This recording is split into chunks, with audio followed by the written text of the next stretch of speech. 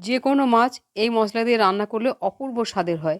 ১ plate গরম ভাত আর ১ piece মাছ একটু গ্রেভি দিয়ে নিলেই পুরো ভাতটা মনে হয় গ্রেভি দিয়েই চেটে, চেটে খেয়ে নিই। এত ভালো লাগে রান্নাটা খেতে।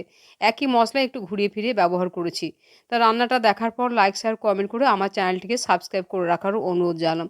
মাছ তো আমরা প্রায় প্রতিদিনই খাই। তা একটু যদি অন্যভাবে করা যায়, রান্নাটা কিন্তু খেতে খুব ভালো লাগে। তো এখানে আমি মাছ নিয়েছি, এটা হচ্ছে কালবোস মাছ। যেকোনো একটু বড় সাইজের মাছ দিয়ে এই রান্নাটা করতে পারেন। পরিমাণ মতো নুন, হলুদ দিয়ে ভালো করে মেখে নিলাম। তেলের মধ্যে ১ চিমটে নুন দিয়ে মাছগুলো ছেড়ে দিলাম। একটু নুন দিয়ে মাছ ভাজলে মাছের তেলটা ছিটকে আসে না, মাছগুলো কড়াইয়ের মধ্যে লেগেও যায় না। খুব বেশি কড়া করে ভাজবো না, টাটকা মাছ একটু হালকা করে ভেজে নিলাম।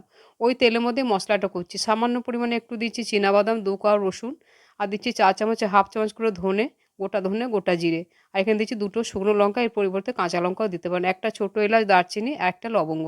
এই মশলাটা কিছুক্ষণ একটু নাড়াচাড়া করে ভেজে নেবো। যখন বাদামটা ভাজা হয়ে যাবে, একটা পেঁয়াজের ৪ ভাগের ১ ভাগ দিলাম। একটু ভালো করে মশলাটাকে ভেজে নিয়েছি। এখন এই মশলাটা আমি শিলপাটার মধ্যে দিয়ে খুব মিহি করে বেটে নেবো। চাইলে এটা মিক্সিতেও বেটে নেওয়া যেতে পারে। মশলাটা বেটে নিয়েছি, ওর মধ্যে আরেকটু তেল যোগ করেছি। সামান্য একটু গোটা জিরে ফোড়ন দিলাম। একবার নাড়াচাড়া করে দিয়ে বেটে রাখা মশলাটা দিয়ে দিলাম।